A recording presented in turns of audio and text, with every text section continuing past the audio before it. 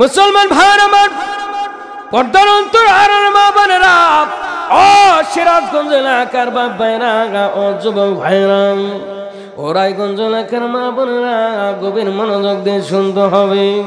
বাদশাহ হারুন রশিদ তিনি মসজিদ তৈরি করার জন্য একটা প্ল্যান প্রোগ্রাম করলেন।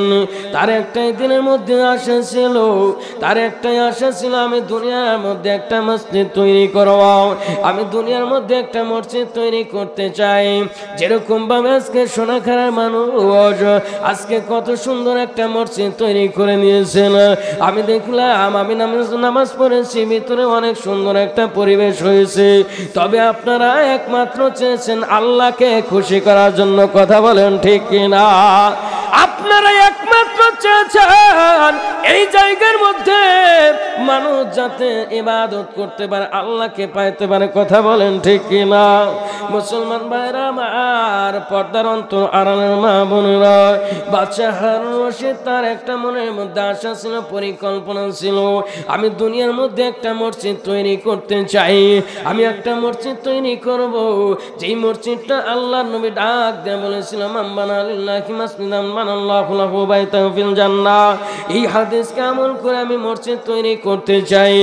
এবার যখন তিনি পরিকল্পনা করে তার টাকা পয়সা নিয়ে মসজিদ তৈরি করার জন্য উদ্যোগ নিয়ে মিস্ত্রিদেরকে ডাক দেয়, বলে, ও মিস্ত্রিরা, আমি একটা মসজিদ তৈরি করতে চাই, তোমরা অবশ্যই আমার এই মসজিদের নির্মাণের কাজে লিপ্ত হয়ে যাও, তোমরা এই মসজিদ তৈরির কাজে অবশ্যই তোমরা সহযোগিতা করে দাও। এইবার যখন মিস্ত্রিরা তারা বললো, ঠিক আছে হুজুর, ঠিক আছে বাদশাহ সাহেব, আমরা মসজিদের নির্মাণ কাজে শরীক হব। সুবহানাল্লাহ বলেন, আর একটু জোরে কন্যা সুবহানাল্লাহ।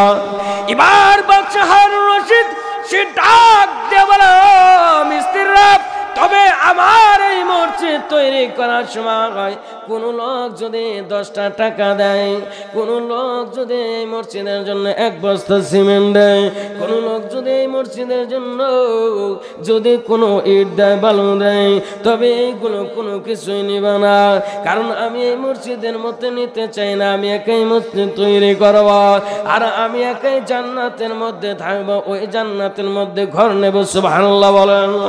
বাদশাহ হারুন রশিদ যখন এরকম ভাবে যখন আশা পোষণ করে যখন এবার মিস্ত্রিদেরকে ডাক দেয়া জানা, মিস্ত্রিরা, তোমরা মসজিদ তৈরি করা শুরু করে দাও, মসজিদ তোমরা তৈরি করো। এরকম ভাবে যখন করতে করতে এক পর্যায়ে দেখা গেল ওই মিস্ত্রিরা যখন তারা মসজিদ তৈরি করে আর বাড়ির মধ্যে যায়, তাদের বাসার মধ্যে যায়, যখন বিশ্রামের জন্য যায়, আবার প্রত্যেক দিন আসে, এরকম করে যায়। ওই মিস্ত্রিদের মধ্যে একজন মিস্ত্রি ছিল, ওই মিস্ত্রি তার বাসার মধ্যে, তার বাড়ির মধ্যে যে প্রত্যেক দিন একটা কূপ খনন করতেছিল, যে তার ওই কূপ থেকে পানি পান করার জন্য, পানি তোলার জন্য কূপটা প্রত্যেক দিন খনন করে। সিরাজগঞ্জ এলাকার যুবক ভাইয়েরা, গভীর মনোযোগ দিয়ে শুনতে হবে রে ভাই। ওই যুবক যখন মিস্ত্রি, যখন তিনি বাড়ির মধ্যে কূপ খনন করে, এক পর্যায়ে দেখা গেল ওই কূপ থেকে ওই বাদশাহ হারুন রশিদের মসজিদের টাইলসের রঙের রং, ওই বাদশাহ হারুন রশিদের মসজিদের যে পাথর আছে, ওই পাথর আর ওই যুবক ওই মিস্ত্রির বাড়ির মধ্যে যে কূপ খনন করতে পাথর পেয়েছিল, ওই পাথরের গায়ের কালার একই রঙের দেখা যায়, চিৎকার দিয়ে বলা যায় না সুবহানাল্লাহ। মুসলমান ভাইয়ের আমার, পর্দার অন্তর আর মা বোনেরা, গভীর মনোযোগ দিয়ে শুনতে হবে। মা বাদশাহ হারুন রশিদ ওই মিস্ত্রিদেরকে ডাক দিয়ে বলে, ও মিস্ত্রিরা, তোমরা মসজিদ তৈরি করতে শুরু করো, তোমরা মসজিদ তৈরি করে ফেলো। এক পর্যায়ে দেখা গেল যখন মসজিদ তৈরি হয়ে গেছে, ওই দিক দিয়ে বাদশাহ হারুন রশিদ তিনি ঘুমের মধ্যে চলে গেছে। সুবহানাল্লাহ বলেন, আর একটু জোরে কন্যা সুবহানাল্লাহ। বাদশাহ হারুন রশিদ তিনি ঘুমের মধ্যে স্বপ্নে তাকায় দেখে, তিনি স্বপ্নের মধ্যে দেখে রে আল্লাহ পাক তাকে ওই মসজিদের উসিলায়, ওই দুনিয়ার মধ্যে মসজিদের উসিলায় আল্লাহ পাক তাকে জান্নাতের মধ্যে একটা স্বর্ণের ঘর তৈরি করে দিয়েছে। চিৎকার দিয়ে বলা যায় না সুবহানাল্লাহ।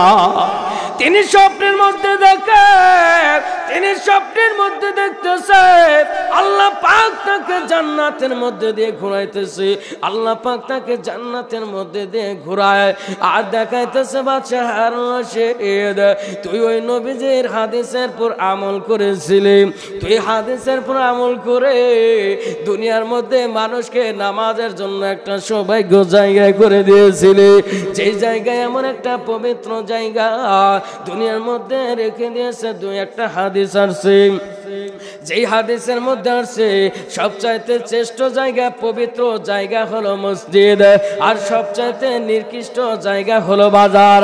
তবে বাদশা হারুন রশিদ তোমার এত সুন্দর একটা পরিকল্পনা ছিল, তুমি এত সুন্দর একটা দুনিয়ার মধ্যে মসজিদ তৈরি করেছিলা, তুমি এত সুন্দর একটা মসজিদ তৈরি করেছিলা, আমি আল্লাহ এত খুশি হয়ে গেছি, আমি আল্লাহ এত খুশি হয়ে গেছি রে, তোর জন্য আমি জান্নাতের মধ্যে একটা ঘর তৈরি করে দিয়েছি।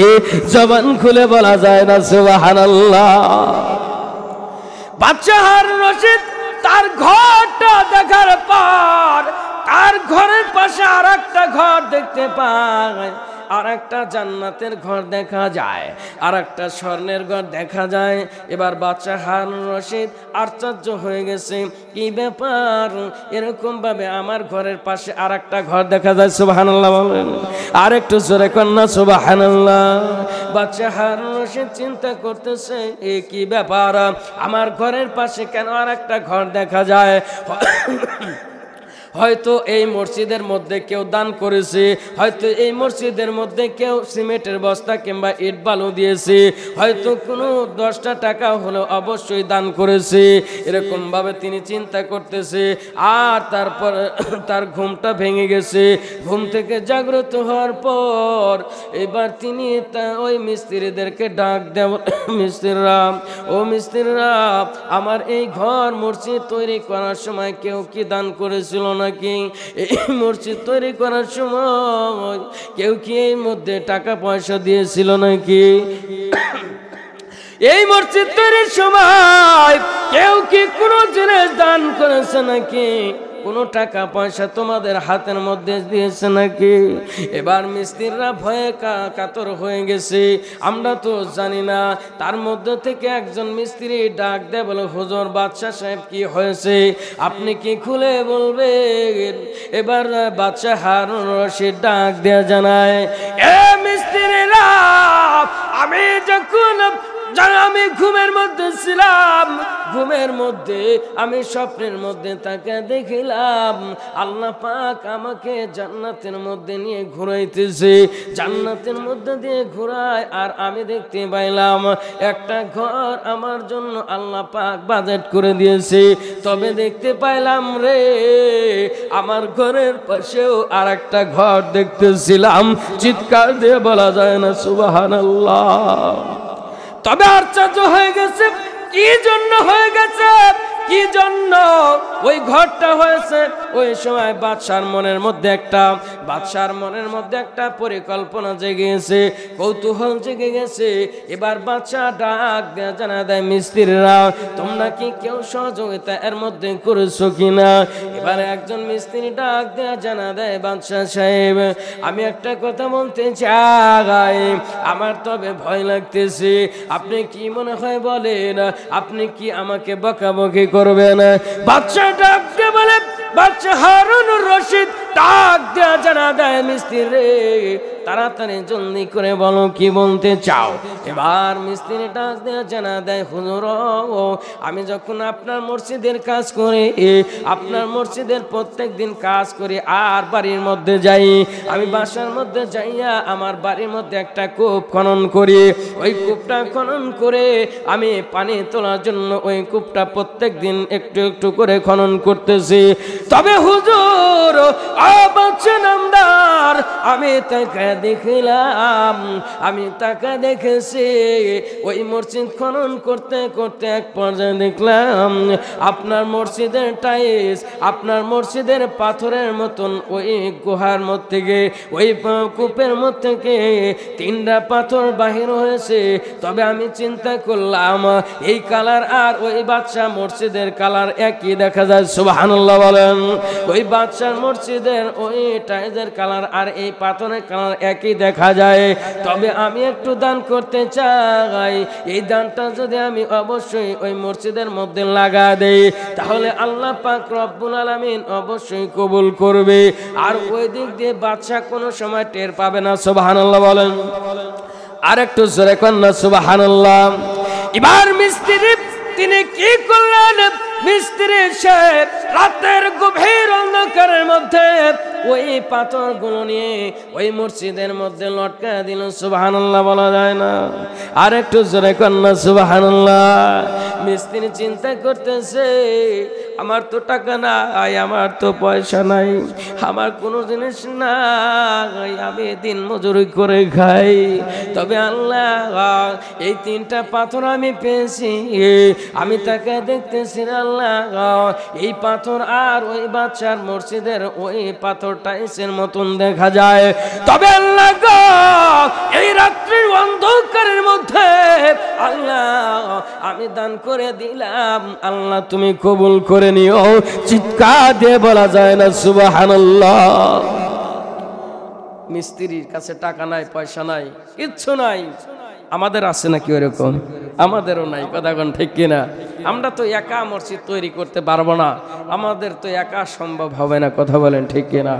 বাদশা হারুন রশিদ ওই মিস্ত্রির থেকে এরকম কথা নিচ্ছে।